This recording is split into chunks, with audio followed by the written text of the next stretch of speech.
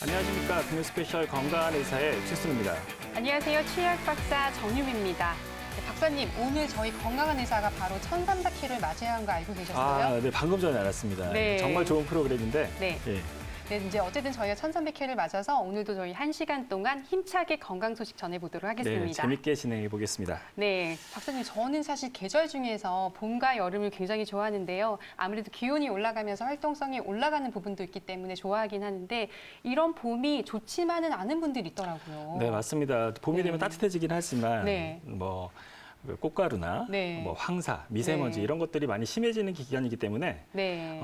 알레르기성 비염 앓으시는 분들이 되게 고생을 하더라고요. 저도 네. 약간은 있는데 정말 그 네. 환자분들은 정말 고생을 너무 많이 하는 것 같습니다. 네, 실제로 또 이런 또 비염 같은 경우에는 완치가 굉장히 어려운 질환이긴 하거든요. 네. 그렇기 때문에 이 컨디션이라든지 치료에 대한 것들이 굉장히 또 중요하다는 부분이 있고 네. 좋아졌다가도 금세 또 재발하는 이런 성향이 있는 질환이다 보니까 이 부분이 굉장히 좀 치료를 어렵게 하거나 포기하게 만드는 질환이기도 한 것 같아요. 네, 맞습니다. 통계에 의하면 네. 알레르기성 비염 환자가 매년 4%씩 증가한다고 하더라고요. 네. 네, 많은 숫자죠. 네. 왜 이렇게 환자가 급증하는지, 네. 또 완치는 왜 이렇게 어려운지 오늘 자세히 알아보는 시간을 갖도록 하겠습니다. 네.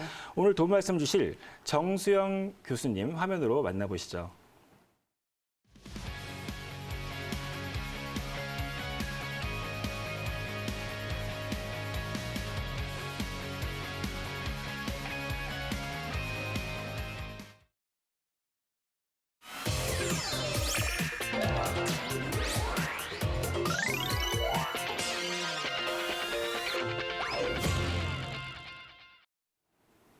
네, 오늘 교수님 자리에 나오셨네요. 안녕하세요. 안녕하세요. 네, 어서 오세요. 자, 우리가 이제 오늘 또 비염에 대한 이야기를 나눠볼 네. 건데 교수님, 이렇게 비염이 갈수록 더 많이 환자가 늘어나는 이유가 좀 여러 가지가 있을 것 같긴 한데 사실 감기처럼 익숙한 질환 같긴 하거든요. 근데 감기랑 좀 다른 것 같긴 해요. 혹시 감기와 비염은 어떻게 구분할 수 있는 질환인가요?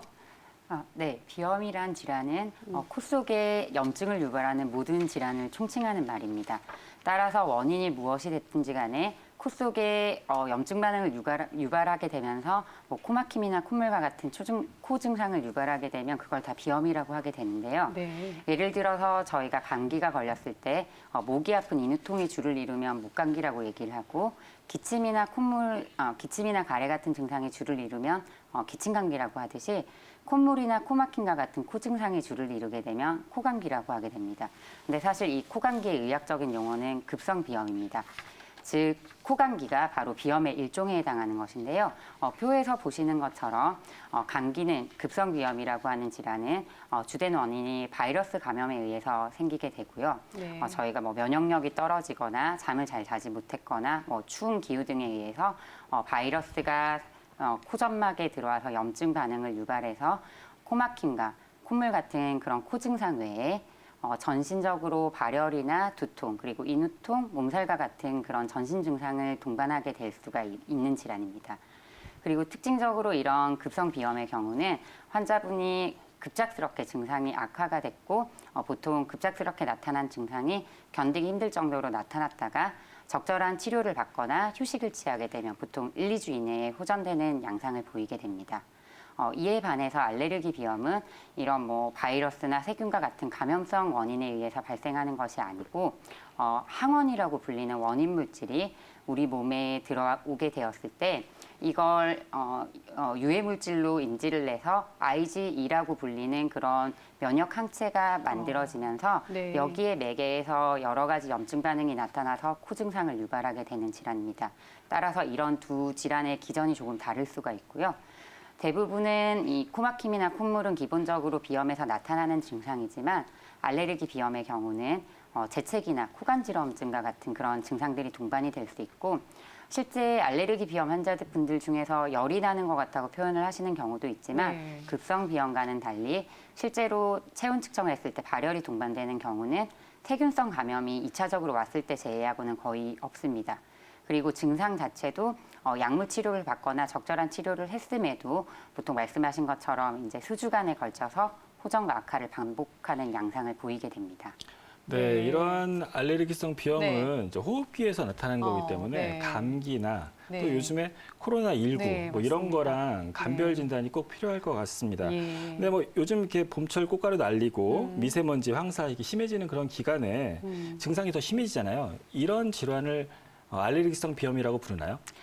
네, 말씀드렸듯이 비염이라는 증상 자체가 네. 코에서 불편한 증상이 나타날 수 있는 걸 모두 통칭하게 됩니다. 네. 그래서 사실 이 알레르기 비염이라는 질환 외에 비염이라는 질환이 여러 가지 다른 다양한 종류의 비염을 포괄할 수가 있는데요.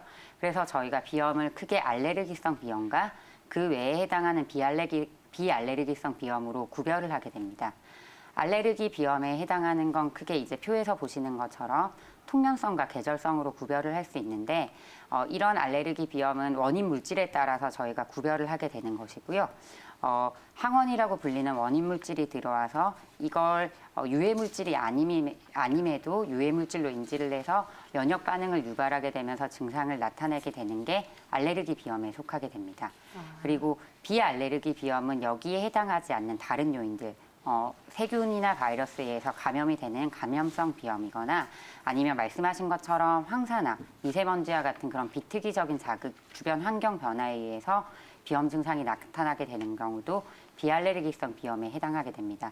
왜 이렇게 구별을 하게 되냐면 알레르기라는 용어 자체가 면역학적으로 어떤 원인 물질에 대해 이 원인 물질을 원래는 유해하지 않다고 인지를 해야 되지만 우리의 면역 체계가 유해한 물질로 인지를 해서 원치 않는 여러 가지 반응을 유발하게 돼서 나타나는 반응을 일컫게 되는 용어인데요. 네. 따라서 알레르기 비염뿐만 아니고 예를 들어서 이런 알레르기 반응이 피부에 발생해서 피부를 간지럽게 만들거나 습진을 유발하게 되면 아토피 피부염이 되는 것이고 그리고 하부 기도인 기관지나 폐 쪽으로 작용을 하게 되면 만성 기침이나 심한 경우에는 호흡 곤란을 유발하게 되는 천식이 될 수 있는 것입니다.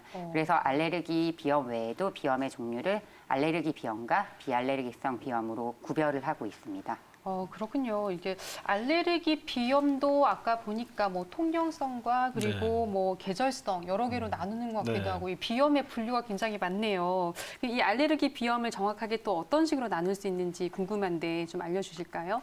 네, 그 알레르기 비염을 저희가 예전에는 크게 통면성과 네. 계절성으로 구별을 했습니다. 네. 그래서 통면성에 해당하는 알레르기 비염은 1년 내내 동일한 증상이 나타난다고 얘기를 할 수가 있고요. 여기에 해당하는 원인 물질로는 진먼지 진드기나 바퀴벌레, 그리고 애완동물의 털이나 비들, 실내 곰팡이 등이 해당이 됩니다. 그리고 계절성 알레르기 비염의 유발 원인으로는 계절적으로 증상을 유발할 수 있는 원인들인데요. 대표적으로 계절에 따라 그 날리는 꽃가루가 차이가 있습니다. 그래서 저희가 두리둥실하게는 꽃가루 알레르기가 있다고 환자분들이 알고 계신 경우가 많은데요. 꽃가루 알레르기 종류에 따라서도 어떤 분들은 봄에 증상이 심해지고 어떤 분들은 가을에 증상이 심해지십니다. 그것도 차이가 있기 때문에 그렇게 분류를 하고 있고요.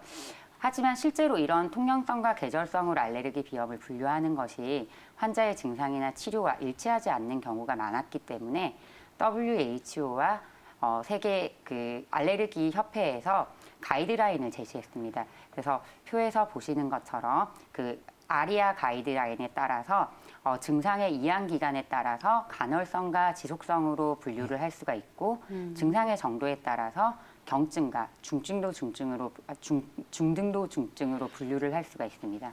그래서 예를 들어서 이양 기간이 뭐 1년에 4주 미만이거나 아니면 일주일에 4일 이하로 나타나는 경우에는 간헐성으로 분류를 할 수 있고 일주일에 4일이 초과되거나 그러면서 1년에 4주 이상 나타날 경우에는 지속성으로 분류를 할 수 있습니다. 그리고 비정상적인 수면 증상을 나타나거나 아니면 일상적인 활동이나 스포츠 레저에 영향을 미치거나 업무나 학업에 영향을 미치거나 환자 자신이 불편하다고 증상을 느끼게 되면 그 정도에 따라서 중증도나 중증으로 분류를 할 수가 있고 앞서 말씀드린 4가지 항목에 해당하는 증상이 하나도 없는 경우에는 경증으로 분류가 할 수 있습니다. 그래서 이런 세분화된 그룹으로 4가지 그룹으로 분류를 해서 그 분류에 따라서 1차적으로 치료를 할 수 있는 치료 약제라든지 치료 방법이 조금 달라질 수 있게 되는 것입니다. 네, 알레르기성 비염의 분류에 대해서 말씀을 해주셨는데요. 그 다른 비염도 뭐 콧물, 네. 코막힘이 나타날 수 있잖아요. 네. 알레르기성 비염이라고 특정할 수 있는 그런 증상이 있을까요? 네, 말씀하신 것처럼 사실 비염이라는 질환이 코에 나타나는 그 염증 현상으로 인해서 여러 증상이 나타나는 질환인데요. 다른 비염들에도 코막힘이나 콧물은 나타날 수가 있습니다. 근데 조금 더 특이적으로 알레르기 비염에서 나타날 수 있는 증상은 바로 재채기와 간지러움 증상입니다. 재채기와 간지러움 증상은 다른 비염에서는 잘 나타나지 않는 증상이기 때문에 만약에 환자가 코막힘과 콧물 증상 외에 이런 증상이 있으면 알레르기 비염을 의심해 볼 수 있는 증상이고요. 이 네 가지의 대표적인 증상을 알러지 비염의 4대 증상이라고 합니다. 그래서 이 네 가지 증상 중에서 사실 실제로 환자들이 제일 많이 불편해하고 가장 오랫동안 이완되는 증상은 코막힘입니다. 만성적인 코막힘으로 인해서 불편해서 병원을 찾게 되는 경우가 사실 제일 많고요. 콧물도 특징적으로 뭐 축농증에서는 누렇거나 냄새가 나고 찐득찐득한 콧물이 나는 반면에 알레르기 비염에서는 맑은 콧물이 뭐 물처럼 흐르는 양상으로 나타나게 되는 경우가 많이 있습니다.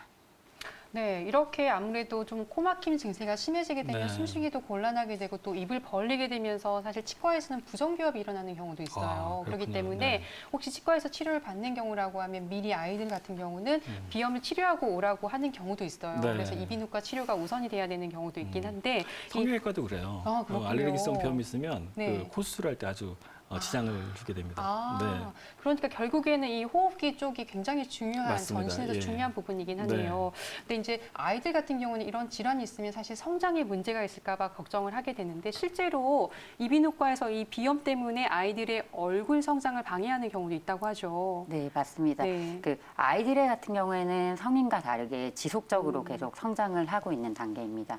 그러다 보니 여러 가지 증상이 조절이 되지 않으면 그 안면 골격의 변화를 초래할 수가 있는데요. 우선 알레르기 비염 아이들에게서 주로 나타나는 그런 특징적인 모습이 있습니다. 사진에서 보시는 것처럼 이제 알레르기 증상 자체가 뭐 재채기나 간지러움증이 동반되다 보니까 코가 간지러워서 이 코를 이런 식으로 문지르는 그런 증상이 꼭 멀리서 봤을 때 경례를 하는 모습 같다고 해서 알레르기 경례라는 그런 양상이 보이는 경우도 있고요. 네. 코가 간지러워서 코를 자꾸 비비면서 콧등에 가루주름이 생기는 알레르기 주름이 생기는 경우도 있습니다. 그리고 흔히 저희가 다크서클이라고 얘기를 하는 게 있는데 이게 알레르기 비염에서 조금 특징적인 증상입니다. 이게 생기는 이유 자체가 이제 코와 눈 주변의 피부가 얇기 때문에 그 아래쪽에 있는 혈관이 코막힘으로 인해서 혈액의 흐름이 조금 저류되면서 정맥 저류가 생기고 우열이 생기면서 그 피부 아래로 혈관이 비쳐 보이는 게 검푸른빛이나 보라색으로 보이면서 다크서클이 되는 건데요. 앞서 말씀드린 이런 세 가지 증상이 보이는 아이들이라면 알레르기 비염을 의심할 수가 있고 이런 아이들이 알레르기 비염이 적절하게 치료되지 않고 장기간 방치됐을 경우에는 결국 코막힘으로 인해서 숨쉬는 게 힘들어지기 때문에 아이가 입으로 숨을 쉬게 되는 구호흡이 생기게 됩니다.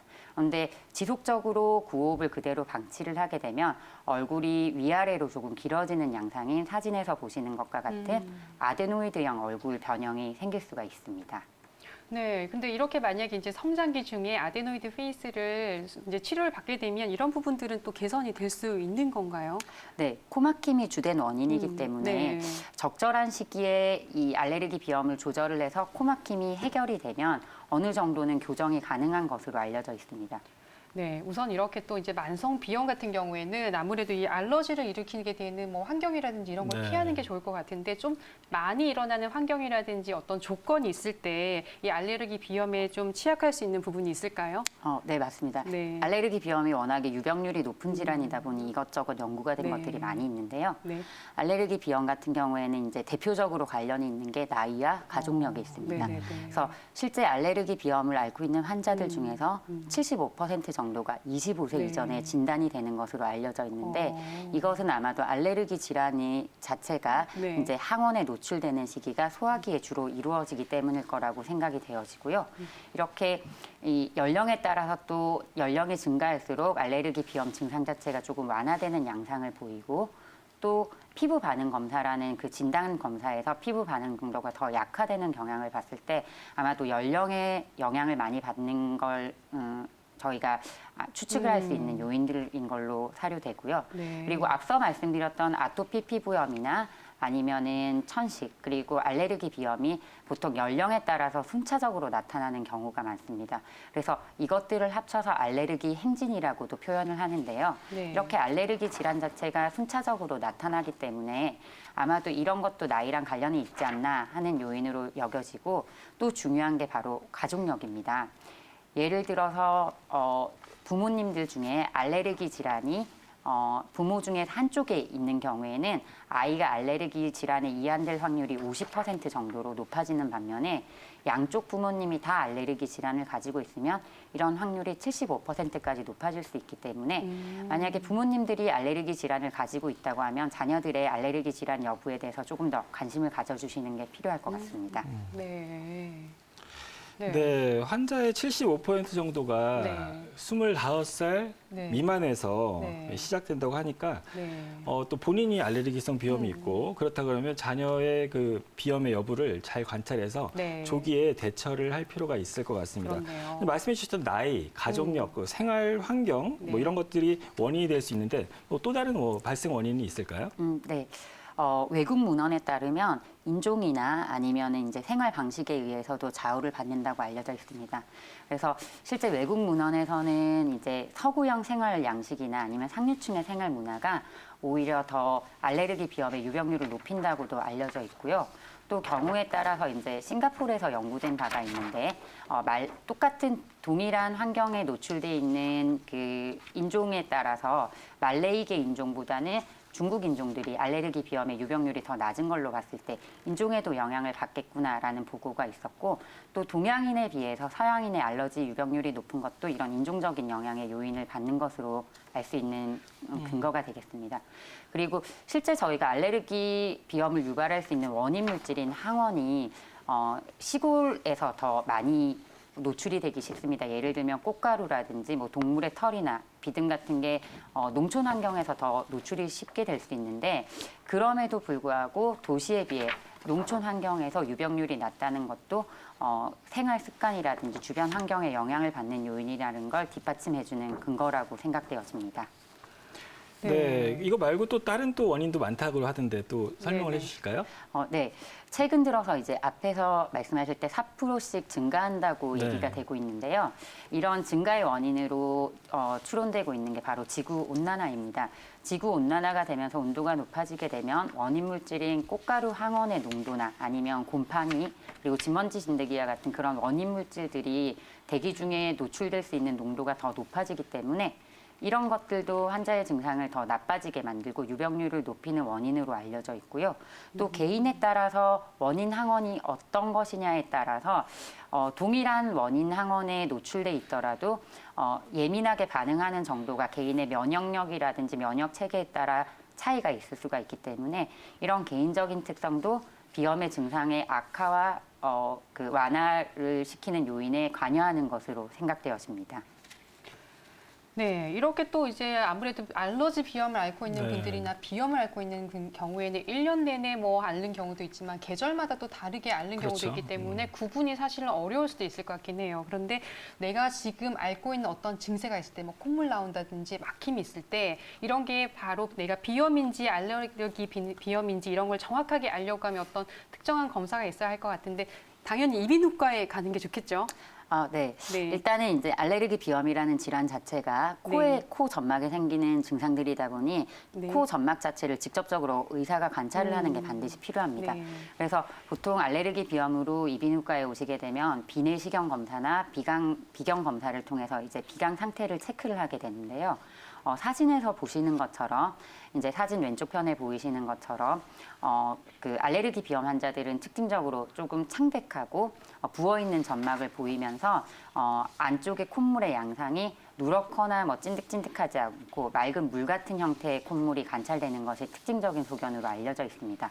하지만 사실 이런 경우도 물론 많기는 하지만 환자가 증상이 없는 상태이면 정상 비강 점막과 동일한 소견을 가지고 있기도 하고 사진상의 오른쪽에서 보이는 사진처럼 만성적으로 제대로 조절되지 않은 경우에는 만성 비염과 같이 코 점막이 붉고 많이 부어있는 형태로 관찰될 수도 있기 때문에 단순히 이런 비강 점막의 소견만으로 알레르기인지 아닌지를 판단하는 것은 어려울 수가 있습니다.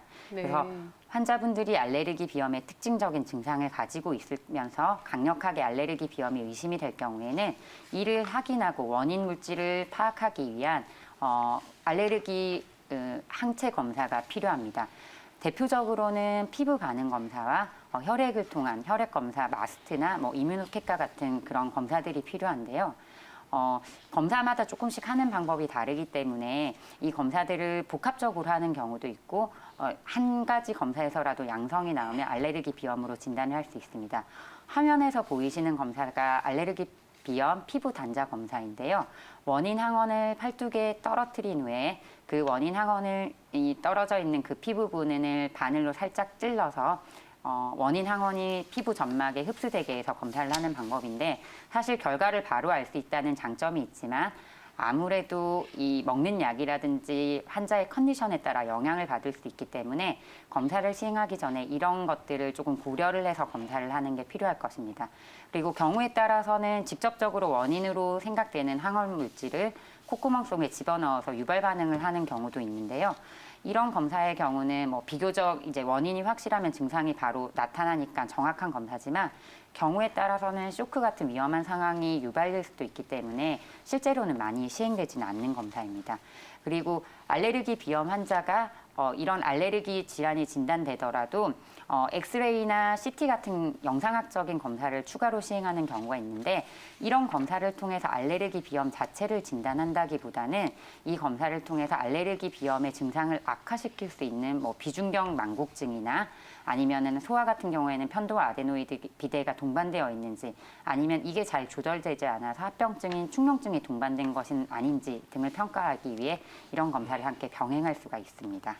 네, 지금까지 알레르기성 비염의 진단에 대해서 알아봤는데요. 네. 알레르기성 비염이 생명에 위협을 주는 네. 그런 질환은 아니잖아요. 네, 하지만 맞습니다. 일상생활에 지장을 주고 너무 또 불편하게 하죠. 학업에도 지장을 주고 그러기 네. 때문에 업무에도 능률도 떨어지고요. 네, 네. 그래서 치료를 받았으면 좋겠는데 어떤 치료를 받을 수 있나요? 아무래도 알레르기 비염에 대한 연구가 많아진 만큼 그 치료법에 대해서도 이제 크게 저희가 네 분류로 분류를 하게 됩니다. 대표적으로 환경요법에 속하는 회피요법과 약물요법, 그리고 면역치료, 수술요법으로 나뉠 수가 있습니다. 회피요법이 사실 모든 치료의 가장 근본이 될 수 있는 치료인데요. 말 그대로 원인 물질에 노출되는 것을 최소화하는 치료가 회피요법에 해당합니다. 이렇게 원인 물질에 노출되지 않기 위해선 기본적으로 환경들을 조정을 해야 되는데요. 예를 들면 진먼지 진드기가 원인 물질인 환자들은 모든 가구라든지 침구류를 항알레르기 제품으로 변경을 하거나 청소를 하루에 3번 이상 창문을 열어놓고 하거나 그런 식의 환경 관리가 필요한데 사실 이 원인 물질이 되는 진먼지 진드기라든지 꽃가루나 그런 것들이 저희가 어디서든 쉽게 노출이 될 수 있는 물질이다 보니 회피요법만으로는 원하는 치료 효과를 얻기가 사실상 불가능합니다. 그래서 실제로 치료를 할 때에는 회피요법을 기본으로 전제로 하면서 이 회피요법과 함께 다른 말씀드린 약물요법이라든지 수술요법, 면역치료 등을 병행해서 시행하게 되는 경우가 많이 있습니다. 네. 그래서 실제로 이제 환자분들이 의료진을 찾아서 치료를 받게 되는 경우는 두 번째로 말씀드린 약물요법인 경우가 대부분일 텐데요. 네. 약물요법의 주된 치료는 항히스타민제입니다. 실제로 많은 분들이 알레르기 비염이 의심되면 병원을 찾거나 아니면 약국에서 제일 처음으로 처방받는 약이 먹는 항히스타민제일 텐데요. 이 알레르기 비염 환자에게서 쓸 수 있는 약의 종류가 사실 다양합니다. 그리고 환자가 가지고 있는 기저질환이나 전신 그 상태 그리고 주로 불편해하는 증상에 따라서 처방을 할 수 있는 약도 다양하고 약이 투여되는 시점도 차이가 날 수 있기 때문에 이런 부분에서는 전문가와 상의가 필요할 수 있습니다. 보통 이제 환자분들이 병원에 내원을 하셨을 때 증상이 아주 심화돼서 불편해지시면 참다 안 돼서 오시는 경우가 많이 있는데요. 예를 들어서 어떤 환자가 꽃가루 알레르기에 대해서 알레르기 비염이 있는 환자분이라면 그런 특정한 꽃가루 알레르기가 시작되기 1, 2주 전에 미리 병원을 내원해서 예방할 수 있는 목적으로 약물을 투약하게 되면 이 환자분이 불편해하는 증상이 없이 그 계절을 지날 수가 있거든요. 근데 대부분의 환자분들이 이런 걸 잘 모르시기 때문에 불편해지시고 나면 오는 경우가 많이 있습니다. 교수님 말씀대로라고 하면 지금 시기에 미리 좀 처방을 받아서 그러네요. 예방을 네. 하는 것도 그렇죠. 좀 중요하긴 하겠네요. 근데 이제 또 다음 요법으로는 또 면역요법이 있더라고요. 아. 이런 면역력을 키우게 하는 그런 요법인가요? 백신 같은 건가요?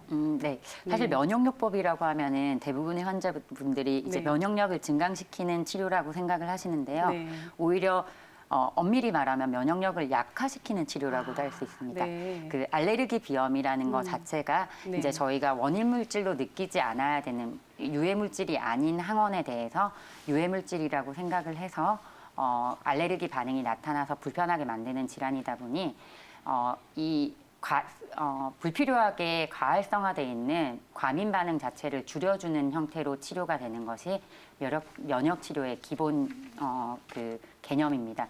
그래서 저농도의 원인 물질을 계속 반복적으로 체내에 주입을 하면서 이 저희의 활성화되어 있는 면역 체계가 이걸 이물이라고 판단해서 면역 반응을 일으키지 않도록 하는 게 면역 치료이고요.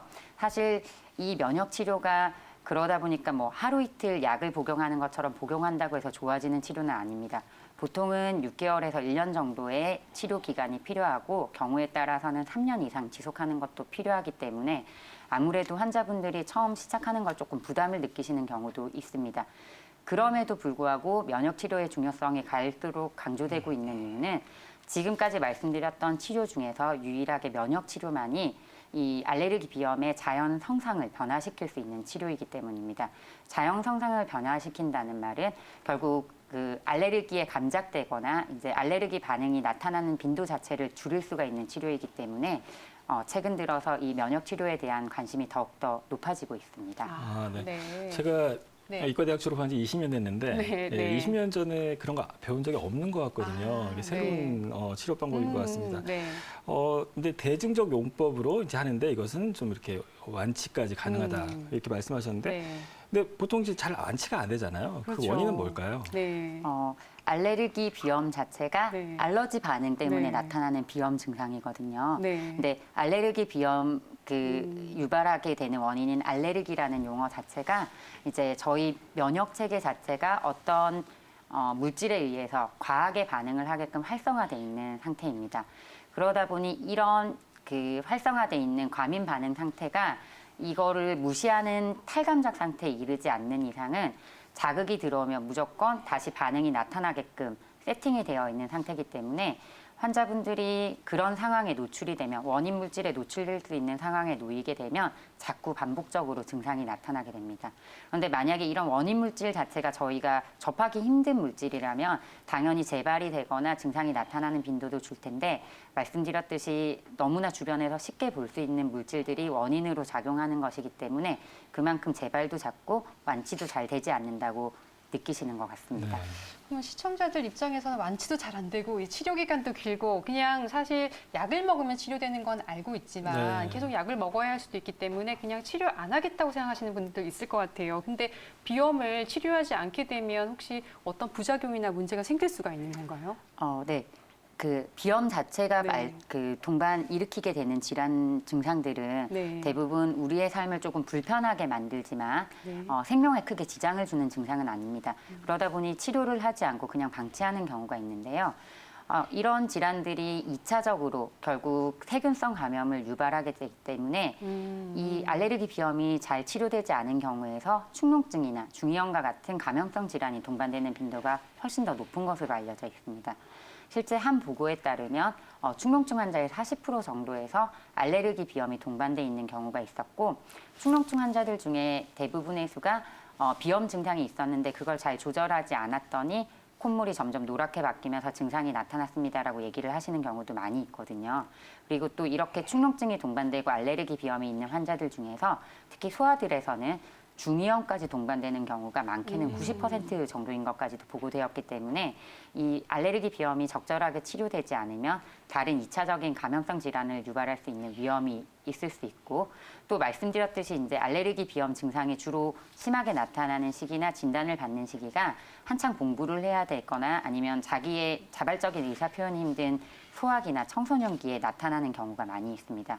그러다 보니 아이가 자기의 증상을 제대로 표현하지 않아서 부모님이 모른 채 넘어가는 경우가 있는데 이런 식으로 증상이 반복적으로 만성적으로 나타나게 되면 뭐 기억력 감퇴나 수면 방해 그리고 이로 인해서 학습 능력 장애까지 유발할 수가 있고 또 성장 장애까지도 유발할 수 있기 때문에 알레르기 비염 증상이 있는 경우에는 반드시 적절한 치료를 받는 것이 필요합니다. 네, 알레르기성 비염이 그 항원이 들어올 때 거의 감작돼서 면역 반응을 하는 거잖아요. 그래서 네. 이제 악순환, 그 비셔스 사이클을 이렇게 돌게 되는데 네. 그 돌다가 그걸 컷을 안 해주고 컨트롤 안 해주면 천식이 간다거나 집중력 장애가 네네. 이렇게 그런 것까지 나오니까 어느 정도의 그 컨트롤이 필요할 것 같습니다. 네. 마지막으로 비염 완화를 위한 그런 생활 수칙 있으면 하나 소개시켜 주실까요? 네. 네. 사실 이제 비염 환자들에서 가장 중요한 치료가 앞서 말씀드렸듯이 회피요법입니다. 네. 근데 이 회피요법이라는 것 자체가 환경을 적절하게 조절하는 치료입니다. 네. 그래서 일반적으로 이제 알러지 항원의 종류에 따라서 조금씩 바뀌기는 하지만 기본적으로 주변 환경을 깨끗이 하는 게 필요합니다. 그래서 외출을 하고 나면 손을 반드시 씻고 먼지가 많은 곳이나 원인 물질에 노출될 위험이 있었던 곳에 있으면 마스크를 끼고 외출하고 돌아오면 코 세척을 하는 것도 도움이 될 수 있고요. 네. 그리고 뭐 진먼지 진드기나 꽃가루 그리고 뭐 곰팡이라든지 그런 항원들이 대부분은 고온 다습한 환경에서 조금 더 많이 발생할 수가 있습니다. 그래서 실내 온도를 10도에서 15도 정도로 유지를 하고 습도도 40에서 50% 정도로 약간 건조한 느낌이 나도록 유지를 하는 게 필요할 수 있고요. 규칙적인 생활 리듬을 갖는 것도 저희의 정상 면역 그 상태를 증진시킬 수가 있기 때문에 도움이 됩니다. 그리고 또 알레르기 비염 증상이 사실 자는 동안 나타나지 않는 건 아니기 때문에 자는 동안 코막힘이나 아니면은 이제 콧물이 뒤로 넘어가는 후비루 증상으로 불편해하시는 분들도 있기 때문에 이런 경우에는 베개를 조금 높게 베고 주무시는 것도 좋은 잠을 잘 수 있는 하나의 습관이 될 수 있겠습니다. 네, 이렇게 생방송으로 진행되고 있는 금요 스페셜 건강한 의사에서는 오늘 코질환에 대한 이야기를 나눠봤는데요. 저희는 잠시 광고 보고 돌아오도록 하겠습니다. 채널 고정. 네, 생방송으로 보내드리고 있는 금요 스페셜 건강한 의사와 함께하고 계십니다. 지금 시간이 8시 33분을 지나고 있는데요. 저희는 계속해서 정수영 교수님과 함께 코 관련 질환에 대해서 알아보도록 하겠습니다. 네, 코 관련 질환 중에 대표적인 것 중에 바로 코피가 있어요. 네, 콧물이 맞습니다. 나는 거는 정상으로 볼 수가 있는데 코에서 피가 난다고 하면 굉장히 이게 문제가 될 수 있을 것 같은데요. 어쩌다 한 번씩 그래서 날 수가 있어요. 그렇죠. 박사님도 혹시 나신 적 있나요? 네, 예전에 제가 인턴 때 당직 쓰다가 네. 이틀 연속 아, 당직을 쓰다가 네. 갑자기 피가 나더라고요. 그래서 깜짝 예. 놀랐습니다. 어쨌든 뭐 이렇게 한 번씩 날 때만 그렇죠. 해도 놀라기도 하는데 이게 대수롭지 않게 습관적으로 코피가 난다라고 하면 정말 이런 경우에 문제가 될 수가 있어요. 교수님, 코피는 왜 나는 건가요? 네. 코피는 용어 그대로 코에서 피가 나는 증상을 말하게 되는데요. 이런 코피가 나는 원인은 크게 저희가 세 가지로 분류를 할 수 있습니다. 표에서 보시는 것처럼 국소적인 요인과 그리고 전신적인 요인, 그리고 원인을 알 수 없는 특발성 요인으로 구별을 할 수가 있는데요. 국소적인 원인에 해당하는 것은 이제 앞서 말씀드렸던 코의 염증성 질환, 뭐 비염이라든지 아니면은 급성 감기가 해당하겠고요. 그리고 외상에 해당하는 경우는 이제 코를 저희가 심하게 어딘가에 부딪히거나 다치거나 했을 때 출혈이 나는 게 해당할 수가 있고 습관적으로 코를 파는 것도 이 국소적 원인의 외상에 해당하는 행동입니다. 그리고 코에 혹이 있는 경우에는 혹이라는 조직 자체가 혈류가 많이 공급돼야 되는 그런 조직이다 보니 코 안에 혹이 있으면은 출혈이 더 쉽게 날 수가 있고요. 그 외에 비중격 만곡증이 있는 경우에도 이 부분에서 코피가 날 수가 있는 원인이 될 수 있습니다. 그리고 전신적인 원인으로는 고혈압이나 동맥경화, 그리고 혈관 장애나 혈액 응고 장애, 그리고 혈전 용해제와 같은 약물 복용 등에 의해서 코피가 나는 경우를 전신적 원인이라고 구별을 할 수가 있고요. 특히 노인분들의 경우에는 이제 기본적으로 고혈압을 가지고 계신 경우도 많고 혈전 용해제 같은 그런 약물을 복용하는 경우도 많기 때문에 특별한 원인 없이 코피가 나는 경우도 있습니다. 노인 같은 경우에는 특히나 자발성 그 비출혈이 많이 나타나게 되는데요. 이런 원인으로는 이제 이런 어르신들의 코 점막 자체가 혈관의 탄력성이 떨어지기 때문에 혈압 변화나 주변 그 기후 환경적인 요인의 변화에 잘 반응하지 못해서 출혈이 쉽게 일어날 수도 있고 또 그 비점막 자체가 젊은 사람에 비해서 더 건조하기 때문에 작은 자극에도 쉽게 출혈이 일어날 수가 있습니다. 앞서 말씀드렸듯이 사실 이런 코피는 대부분은 이제 자가 치료가 되기 때문에 병원을 찾게 되는 경우가 그렇게 많지 않다 보니까 이런 의학적인 통계를 정확하게 믿을 수는 없지만 보고에 따르면 전 세계적으로 60% 정도에서 일생에 한 번 정도는 코피를 경험하는 것으로 보고된 바 있고요. 네. 이런 환자들 중에서 5에서 10% 정도는 자가 지혈로 지혈이 되지 않아서 병원을 찾게 된다고 합니다. 네, 이게 코피 원인 중에 외상이라든지 전신 질환이 있는 건 알 수가 있겠는데 뭐 네. 우리가 앞서 또 비염에 대한 이야기를 나눠봤으니까 이 비염이 대한 것도 이 원인이 될 수 있는 건가요? 네, 비염이 이제 뭐 알레르기 비염이라든지 아니면은 뭐 축농증이나 또 다른 비알레르기성 비염 같은 것들도 네. 다 비염에 속하게 되는데요. 이렇게 네. 비염이 되게 되면은 코 점막 자체가 염증 반응에 의해서 약해진 상태이기 때문에 작은 자극이나 아니면은 뭐 코를 문지르거나 코를 풀거나 하는 그런 행위에 의해서도 쉽게 점막이 손상을 받게 됩니다. 그래서 대부분의 환자들이 뭐 코감기를 앓고 있는 상태에서 코를 세게 풀면 뭐 이 콧물에 피가 섞여 있었다거나 그런 상태에서 피가 나는 상황을 많이 경험하게 되신다고 합니다. 네. 네, 코 점막이 약해지는 상황, 네. 뭐 외상성이든 아니면 비염이든 이런 네. 상황에서 이제 코피가 자주 나게 되는데요. 네. 네, 하지만 코피를 흘리는 그런 사람 입장에서는 네. 이게 도대체 어디서 나는지 알 수가 없잖아요. 그렇죠. 코 안에서 나는 거기 때문에 네. 정확히 어디 부분에서 자주 나나요? 네, 궁금합니다. 네, 사실 이제 코라는 조직 자체가 네. 혈관이 굉장히 많이 발달해 있는 구조입니다. 네. 그러다 보니 출혈이라는 거에 취약할 수밖에 없는데요. 네. 혈관이 많이 분포되어 있는 구조가 이제 코의 전방부와 후방부로 나눠져 있기 때문에 저희가 그 출혈 부위에 따라서 코피를 전방 비출혈과 후방 비출혈로 구별을 하게 됩니다. 그래서 대부분의 출혈인 그 비출혈 중에서 90%에 해당하는 출혈은 전방 출혈이 되는데요. 화면에서 A 부분에 해당하는 부분이 이제 키셀바흐 구역이라고 해서 혈관들이 많이 모여 있는 부분입니다. 이 부분 자체가 비중격 점막의 전방부에 위치하다 보니 아무래도 손이 가거나 뭐 공기 자극이라든지 코를 풀거나 하는 그런 외부적인 자극에 쉽게 노출될 수밖에 없는 구조이다 보니 전방 출혈의 60% 정도는 이런 키셀바흐 구역이라는 곳에서 출혈이 나게 되고요. 그 외에 일부분은 이제 하비각계라고 불리는 아래 콧살 부분의 점막에서도 출혈이 나는 경우가 있습니다. 그리고 후방 비출혈은 그림에서 B에 해당하는 구역인데요. 이런 그 중비각계라고 부르는 그 가운데 콧살 부분인데 그 뒤쪽으로 해서 혈관들이 많이 모여 있는 구역이 우드러프 구역이라고 해서 그 구역에서 출혈이 되게 되면 후방 비출혈이라고 하게 되고 이런 후방 비출혈은 전체 출혈의 5에서 10% 정도에 해당하는 것으로 알려져 있습니다. 네, 코의 앞부분에서 키셀바흐 플렉서스, 키셀바흐 정맥총에서 나는 것을 전방 코피, 그다음에 비중격 뒤쪽에서 나는 것을 후방 코피라고 말씀하셨는데요. 어떤 코피가 더 위험한지 또 이게 우리가 구별을 할 수 있는지 알려주실까요? 네, 사실 이제 저희가 나는 위치에 따라서 전방과 후방으로 나누기는 했는데요.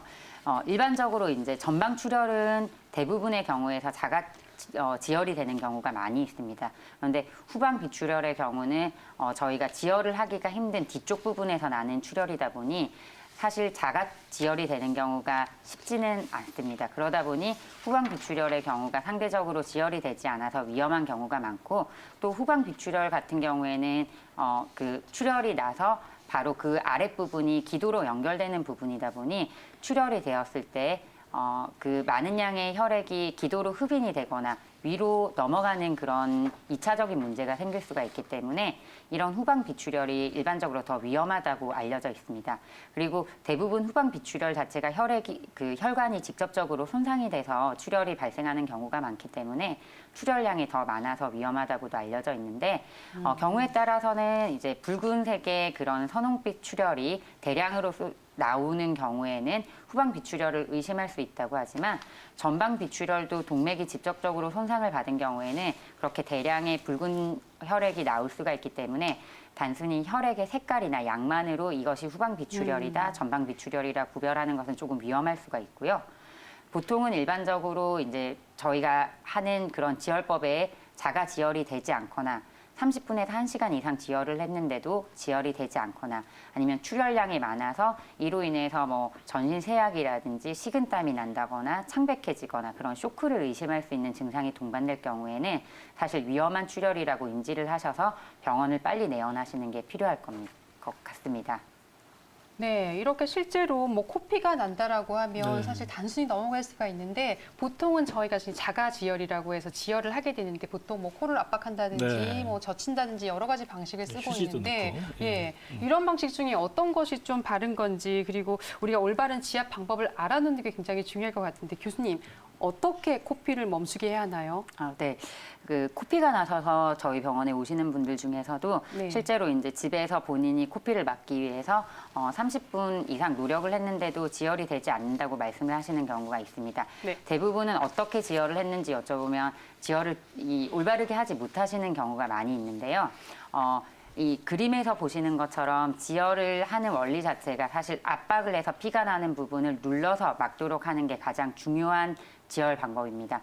그래서 이 저희 코 구조에서 코의 상부분에 위치하는 이런 뼈 부분의 경우는 딱딱하기 때문에 저희가 손으로 눌러도 사실 눌러질 수가 없는 부분이거든요. 근데 대부분의 환자분들이 잘 막기 위해서 그 부분을 막는 경우도 종종 있으신데 그 아래쪽으로 말랑말랑한 콧망울이라고 부르는 부분을 이 손가락으로 꽉 눌러서 양쪽으로 꽉 눌러서 10분에서 15분 이상 지혈을 유지하게 되면 대부분의 출혈은 지혈이 되는 그런 출혈인 경우가 많이 있습니다. 네. 그런데 또 환자분들이 이제 그 코를 막고 있으면서 보통 1, 2분 정도 막고 나서 출혈이 더 이상 스며 나오는 게 없으면 충분하게 지혈이 됐다고 생각을 해서 손을 떼는 경우가 있으신데요. 1, 2분 정도로 이 지혈이 되는 경우도 물론 있기는 하지만 기본은 10분 이상을 압박을 하는 거기 때문에 만약에 막은 상태에서 고개를 숙이고 입으로 숨을 쉬면서 목으로 넘어가는 게 없고 그 코 앞쪽으로 나오는 출혈이 없다면 지금 충분히 잘 압박이 되고 있는 상태라고 생각을 하시고 10분 이상 충분히 압박을 해주시는 게 필요합니다. 그리고 보통 저희가 이제 코피를 막기 위해서 휴지라든지 그런 삽입물을 넣는 경우가 있는데요. 네. 이런 삽입물을 넣는 그 이유가 이제 지혈하는 힘이 잘 전달이 되기 위해서 삽입물을 넣게 되는 경우가 많거든요.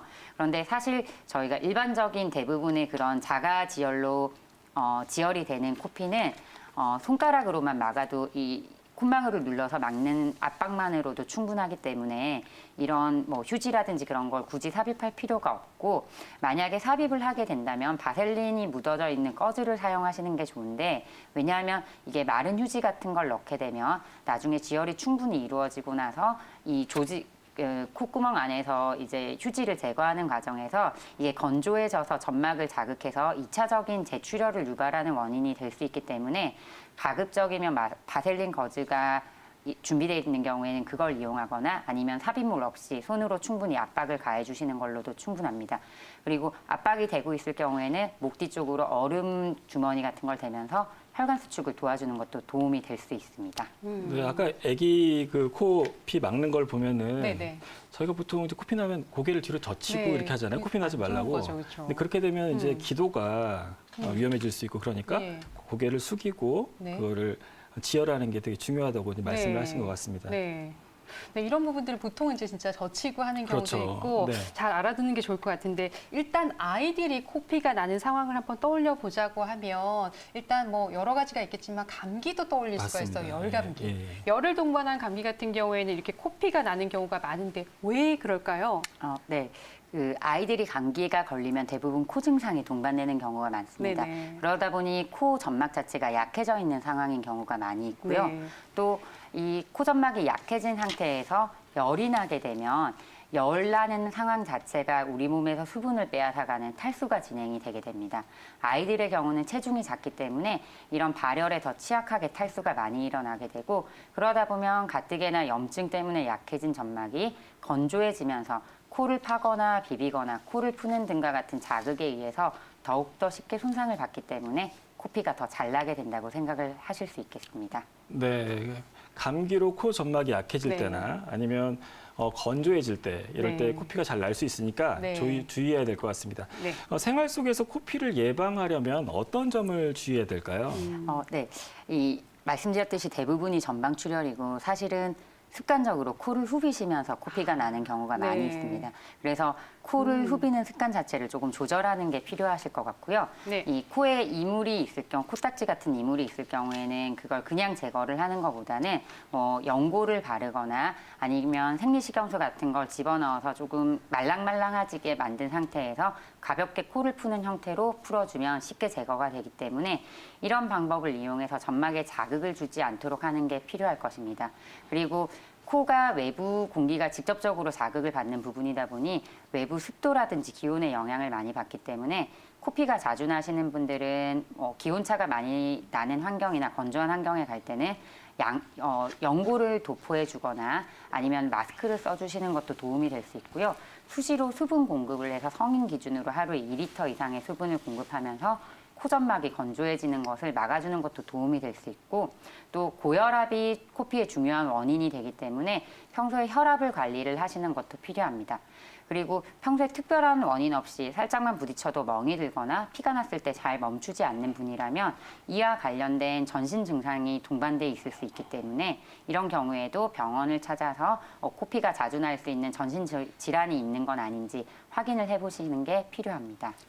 이제 교수님 말씀처럼 사실 네. 코 점막에 자극을 주지 않는 게 가장 중요한 것 같긴 맞습니다. 한데 이 코 점막 자체를 튼튼하게 하는 것도 중요한 부분인 것 같거든요. 네. 그래서 혹시 생활 습관 중에서 식습관으로 이 코 점막을 튼튼하게 할 수 있는 또 음식 같은 것들이 있을까요? 네, 여러 영양소 중에 네. 비타민 K나 C 그리고 루틴, 타닌과 같은 그런 영양소들이 코점막을 튼튼하게 만드는 데 도움이 되는데요. 네. 대표적인 음식으로는 연근이나 토마토, 시금치, 쑥, 그리고 케일과 같은 음식들이 있습니다. 그래서 이런 음식들을 섭취를 하시게 되면 코피 예방에 도움이 될 수 있습니다. 네, 말씀해주신 음식들 연근, 쑥, 케일 이런 것들은 코 점막뿐만 아니라 네. 우리 건강에도 정말 좋은 음식일 것 맞습니다. 같은데요. 네. 코피가 난다고 해서 꼭 병원에 찾는 사람은 드물잖아요. 네. 예, 근데 교수님께서 생각하실 때 우리가 이런 경우에는 꼭 병원에 내원했으면 좋겠다. 이런 상황이 있나요? 네, 그 대부분의 코피들이 앞서 말씀드린 그런 자가지혈법만 충분히 따라하시면은 지혈이 되는 코피입니다. 그런데 만약에 이렇게 충분히 동일한 방법으로 지혈을 했음에도 30분 이상 지혈이 되지 않으시거나 아니면 평소에 고혈압이 있는데 출혈량이 많다거나 평소에 혈전 용해제 같은 그런 지혈을 방해하는 약을 드시고 계시는 분들 같은 경우에는 아무래도 자가지혈로는 지혈이 되지 않는 경우가 많기 때문에 이런 경우에는 출혈이 지속되면은 병원을 내원하시는 게 필요할 수 있고요. 그리고 또 지혈을 시도하는 과정에서 이 식은땀이 발생하거나 창백해지는 등의 쇼크 가능성이 있는 증상이 보일 때에도 지체 없이 병원을 찾는 게 필요하실 것 같습니다. 네, 네. 자주 반복되는 네. 그런 코피라든지 네. 아니면 너무 과량의 출혈이 있는 그런 상황에서는 반드시 응급으로 네. 병원에 찾는 게 중요할 것 같습니다. 네, 또 저희가 1300회 특집으로 진행됐던 금요 스페셜 건강한 의사에서는 코피와 코 질환에 대한 이야기들을 한번 네. 나눠봤습니다. 저희가 아쉽긴 하지만 오늘 준비한 소식은 바로 여기까지입니다. 어쨌든 코 질환에 대한 이야기를 나누다 보니까 이런 부분에 대해서는 또 만성적으로 일어날 수 있는 질환이기 때문에 네. 반드시 또 생활 습관과 그리고 음식 조절 같은 것들도 중요하다는 걸 이제 알게 되었고요. 네. 저희는 다음 이 시간에 또 건강하고 이제 알찬 주제로 찾아뵙도록 하겠습니다. 네. 함께 시청해주신 여러분 고맙습니다. 감사합니다.